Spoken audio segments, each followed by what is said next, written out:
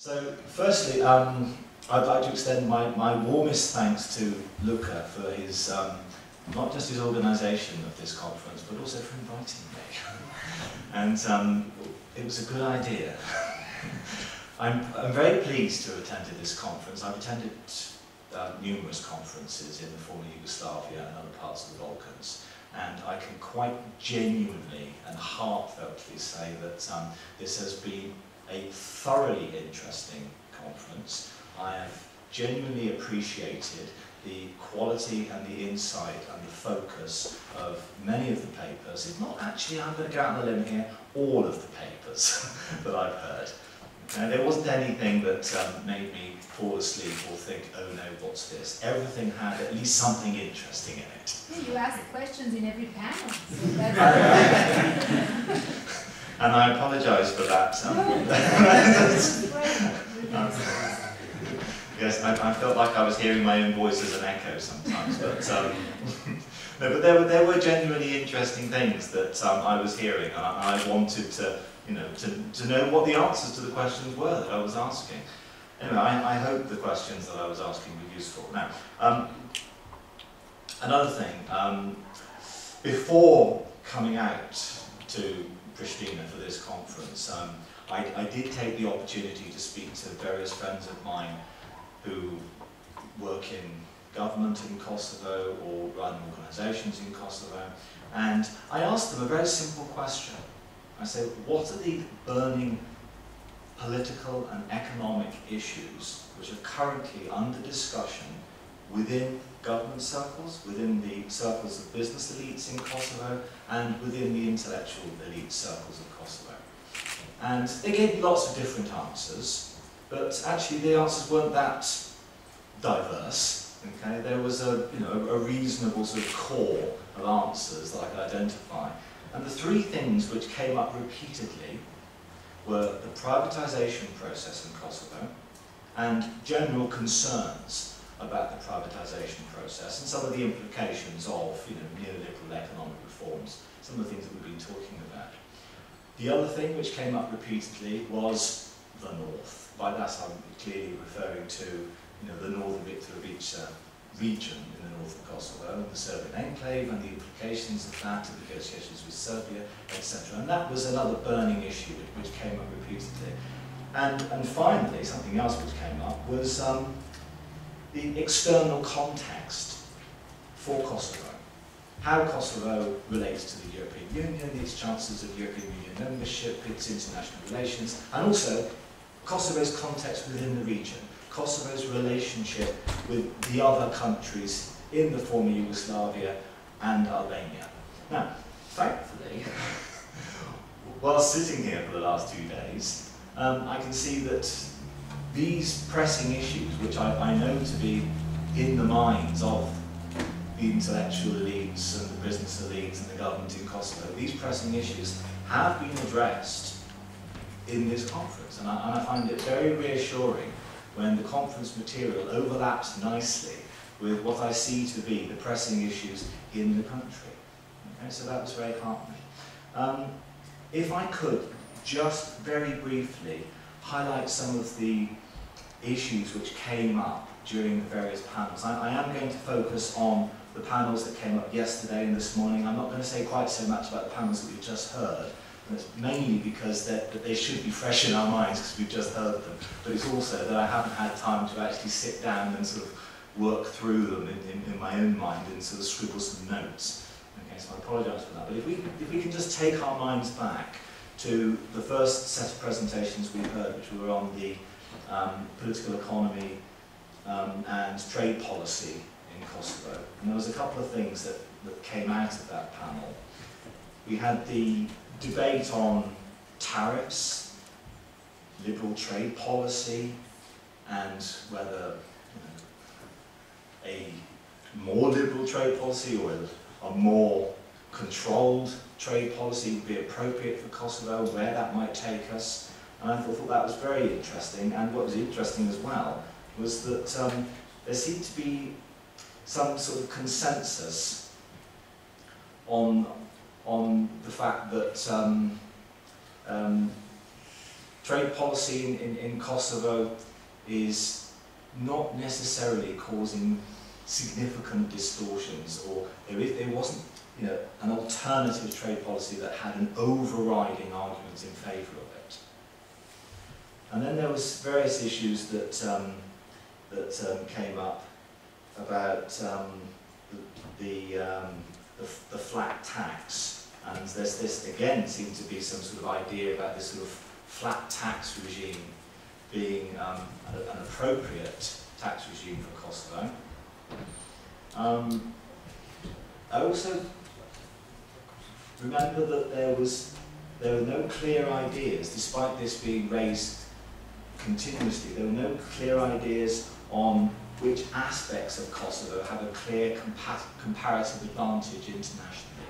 So in terms of trying to reorientate Kosovo's trade in the future, and whether, you know, you can identify a trade policy that specifically benefits a certain sector in Kosovo, we couldn't really identify anything with any clarity or certainty. Nothing new there then, I'm afraid. That's an idea that's been going around for a long time. I'm yet to hear a very, very clear and credible explanation of what the sector is. Again, sort of a general consensus on that panel about how, you know, the wealth of human capital in Kosovo is important, and also the need to increase social and human capital in Kosovo and make it more productive. Okay, so there was lots of debate about that, and again I thought that was interesting and useful. What else did I write down? Oh yes. Oh, consensus on the point that Kosovo's options in terms of where to focus international trade might be limited, but again, there was this idea that I had that was a slightly sort of fatalistic view. Okay, moving on. The next panel that we considered was that of remittances, and again, this raised a range of very interesting points. 3 papers on remittances, including my own.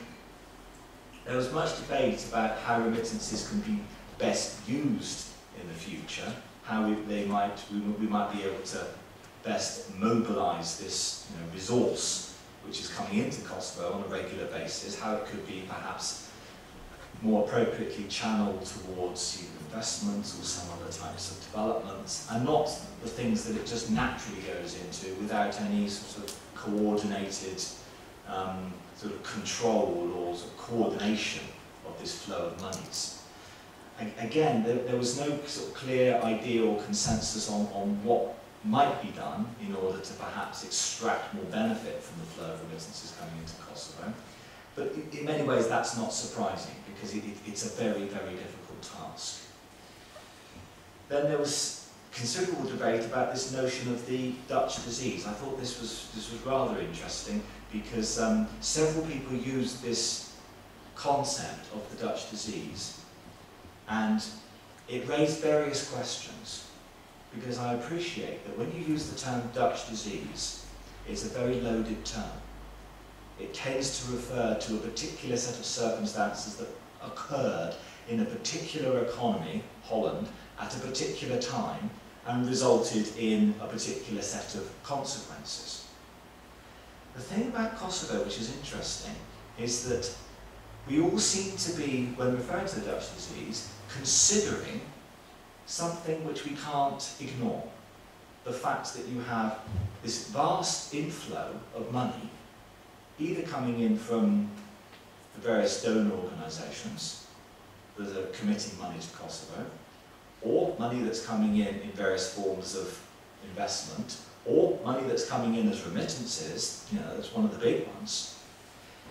So we know that money's coming in, and yet we're seeing what appears to be a very unusual development process in Kosovo, you know, with a clear absence of a re-emergence of a manufacturing and industrial sector. And so we can see that there's clearly sort of a development issue here in terms of the lack of manufacturing capacity, the lack of traded goods capacity in Kosovo. And we can also see that there's all this money coming in. So the fact that the two are clearly linked is not really in doubt. What term we use for describing any possible distortionary effects of that money coming in is yet to be decided. Okay? It's probably the case that if Dutch disease is used as a term, in the minds of many people who listen to these types of arguments, it might be confusing. So perhaps a different term needs to be coined to describe this particular type of situation. There's no doubt that the situation exists.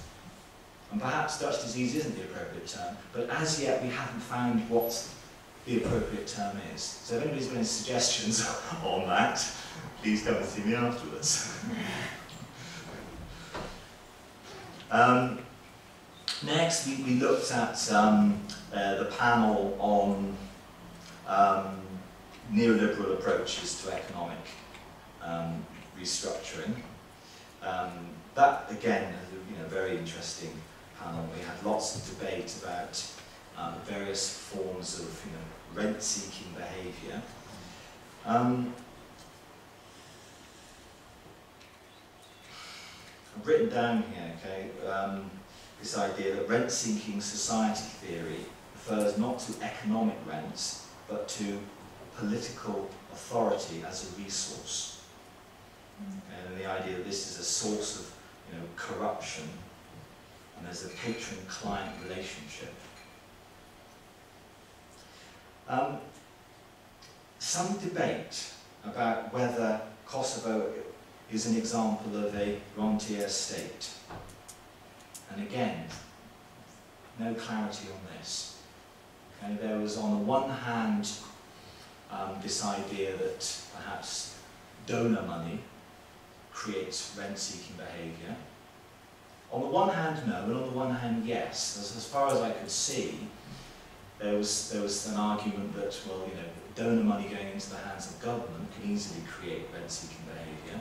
And on the other hand, if it's very dispersed amongst a multitude of agencies that are all controlling relatively small amounts of donor money, then it's hard to define the rent-seeking behaviour. Alternatively, you say, well, the rent-seeking behaviour exists, it just exists within every donor agency. Okay, so there are probably many examples of more minor rent-seeking behaviour, but nevertheless it does exist. In terms of remittances and rent-seeking behaviour, again, I think that link hasn't been proved. Okay, remittances don't generally tend to directly result in any form of rent-seeking behaviour. There was some confusion on terms, I remember. What's rentier state theory, rentier society theory, and rent-seeking society were, and these terms were variously used, and there were some questions about the sort of correctness of the use of these terms. I remember actually, Luca, you did a fantastic job of clarifying them all for us perfectly. Okay, so again, if anybody needs any further clarification, see Luca next time. Next, what about the fourth one? Yes. Social policy and the welfare state. Okay, so again, so that's going back to what we saw this morning, the panel this morning.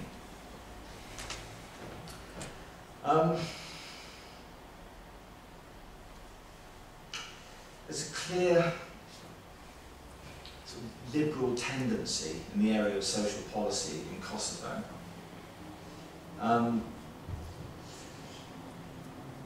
That's, again, it's interesting because why that's come about is, I think, also a subject of debate.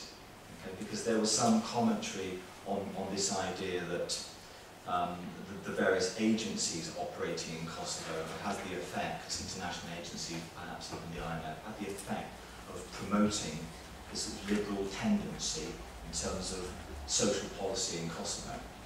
Another perspective on this, which I didn't see raised, is the one that, well, Kosovo, as Albania, represents a state which was effectively smashed and then started from scratch.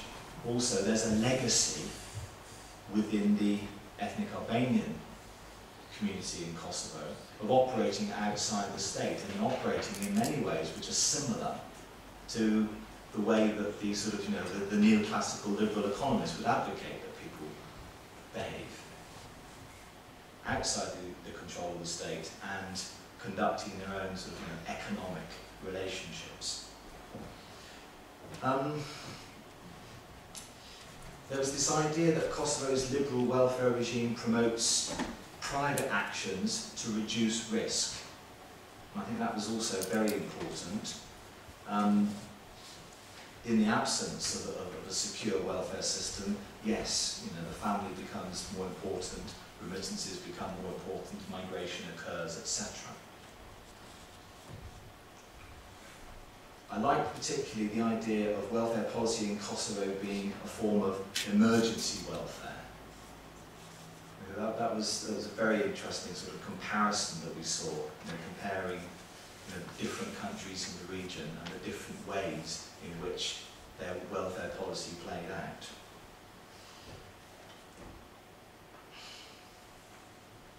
We looked at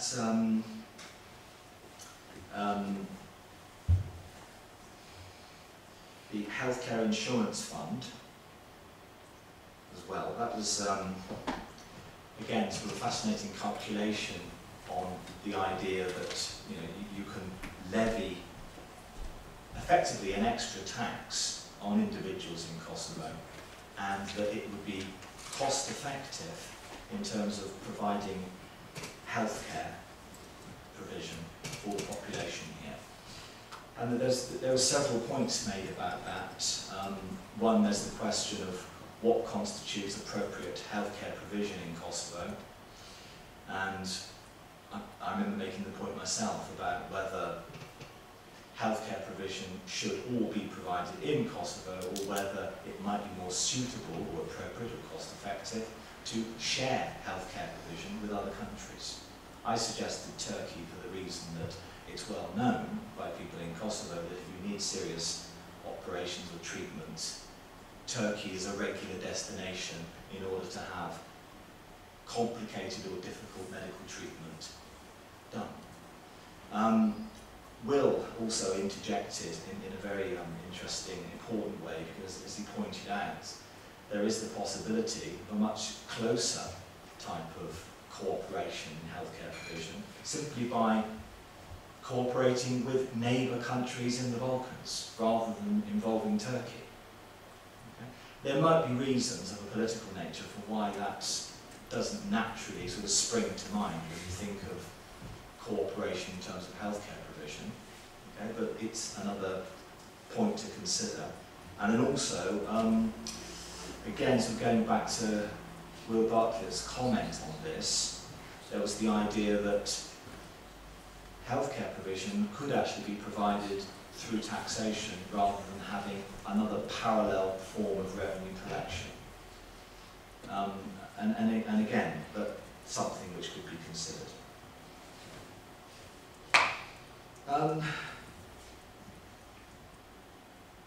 What's moving on? Oh, the fifth one.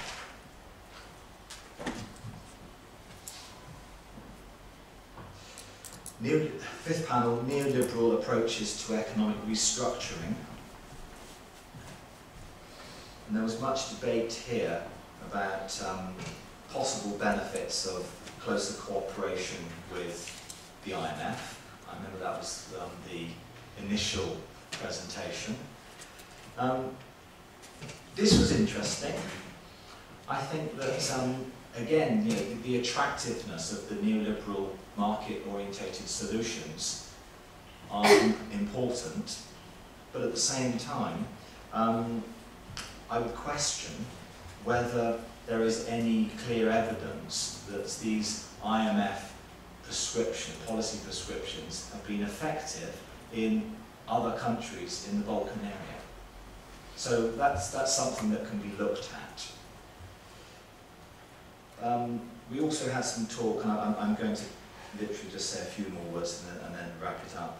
We also had some conversation about the energy sector in Kosovo and the way forward for the energy sector,